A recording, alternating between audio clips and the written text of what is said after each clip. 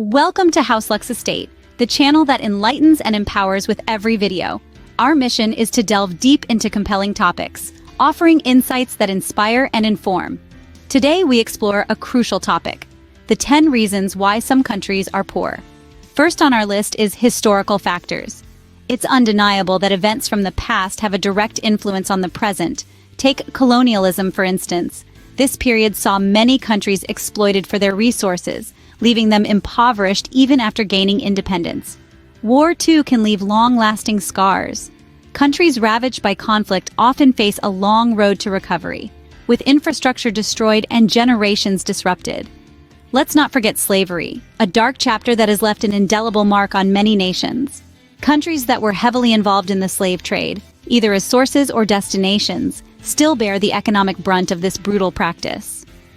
The exploitation and displacement of people on such a massive scale has inevitably led to economic disparities that persist to this day.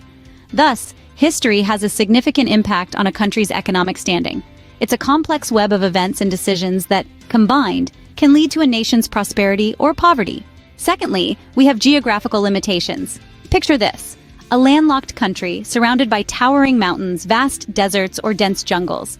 The challenge of such a terrain can make it incredibly hard for economic development. Trade, for instance, can be limited by the lack of accessible ports or navigable rivers. This means that importing goods, exporting resources, or even just moving around within the country can be a daunting task. Furthermore, the fertility of the soil and the climate can also dictate what can be grown and harvested. If the land is too arid or the weather too unpredictable, it can make farming, a primary source of income for many countries, a near impossibility. Lastly, natural disasters, which are more common in certain geographical locations, can wreak havoc on a country's economy, setting it back years, if not decades. Geography, as we see, plays a significant role in a country's wealth or lack thereof. Thirdly, poor governance.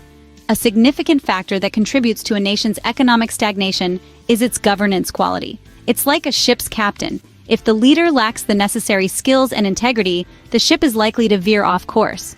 Similarly, in a country where corruption is prevalent and the rule of law is weak, economic development is significantly hindered. Bribes become the norm, and fair competition is stifled.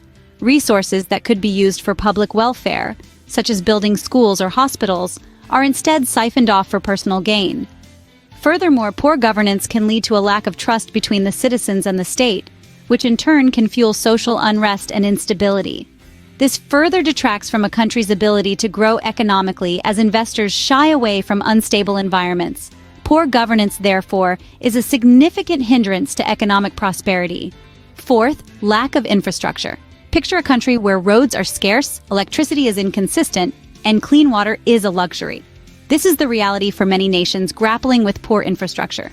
Infrastructure is the backbone of any economy. It facilitates trade, powers businesses, connects workers to their jobs, creates opportunities for struggling communities, and protects the nation from an unpredictable environment.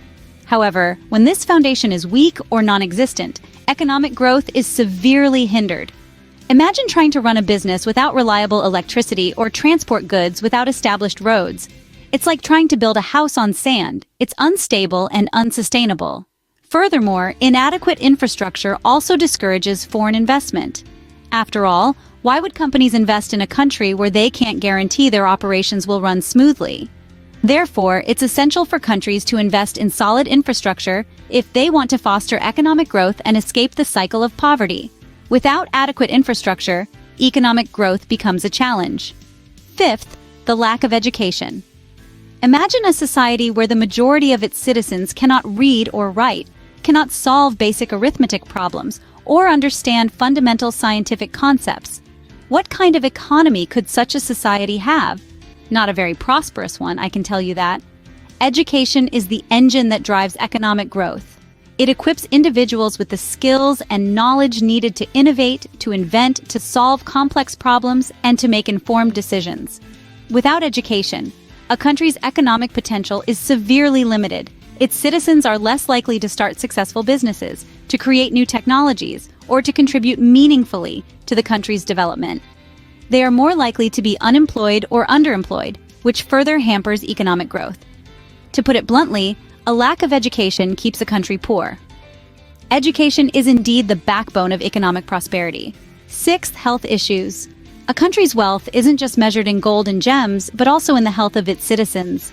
When a nation is plagued by health issues, it's not only the individuals who suffer, but also the economy. It's a domino effect. Illness can prevent people from working, leading to a decrease in productivity and a subsequent slump in economic growth.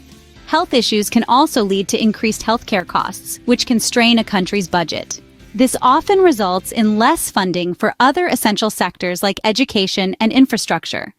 Moreover, health issues can deter potential investors, hindering economic development. No one wants to invest in a country where the workforce is constantly ill and productivity is unpredictable. The cycle is vicious and hard to break. Poor health leads to economic decline, which in turn exacerbates health issues due to lack of resources for healthcare. Health issues, therefore, are a significant drain on a country's economy. Seventh, poor management of natural resources.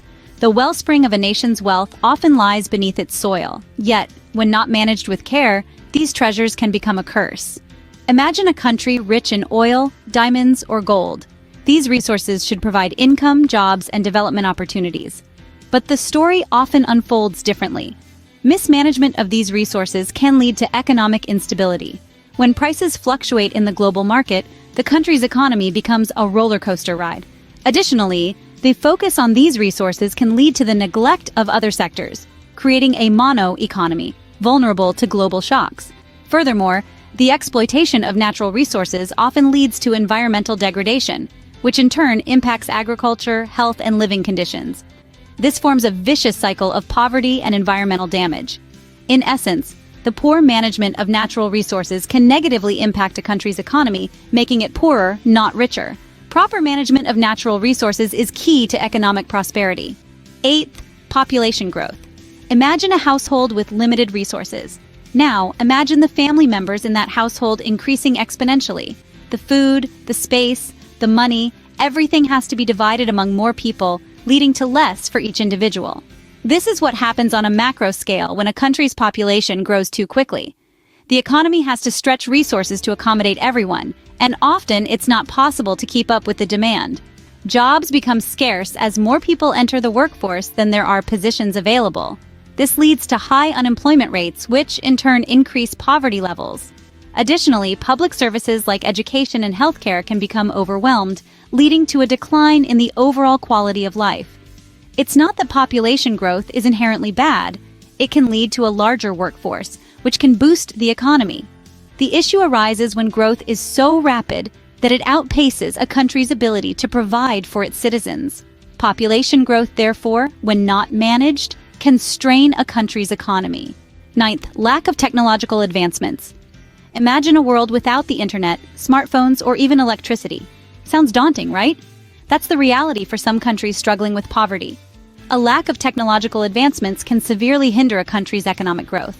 Technological advancements drive productivity, making tasks quicker, easier, and more efficient. They can transform industries, create new ones, and provide opportunities for economic diversification.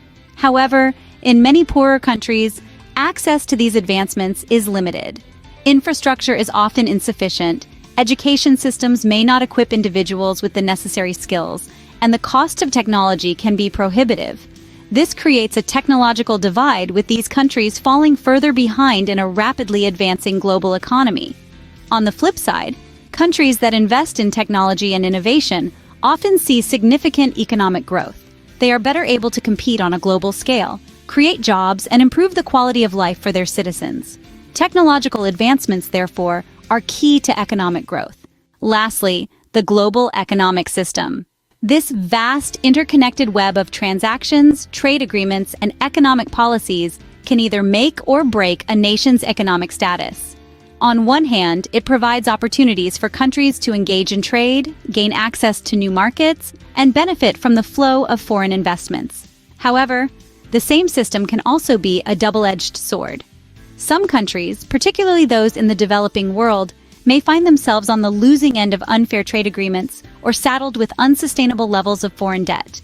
Additionally, global economic crises, such as the Great Recession of 2008, can have a devastating impact on these economies, leaving them in a state of financial instability and economic hardship for years to come. Moreover, the global economic system is dominated by powerful nations and multinational corporations, which can influence the rules of the game to their advantage, often at the expense of poorer nations. The global economic system, therefore, plays a significant role in a country's economic status. In summary, we've explored 10 reasons why some countries are poor. We've delved into the historical factors that have left a lasting impact, the geographical limitations that hinder growth, and the crippling effects of poor governance. We've also touched on the lack of infrastructure and education and the devastating health issues that plague these nations. Furthermore, we've examined the poor management of natural resources, the challenges of population growth, and the absence of technological advancements. Lastly, we've discussed how the global economic system can sometimes be a contributing factor. Each of these elements plays a significant role in a country's prosperity or lack thereof. Thank you for watching. Remember to subscribe to House Lux Estate for more enlightening videos.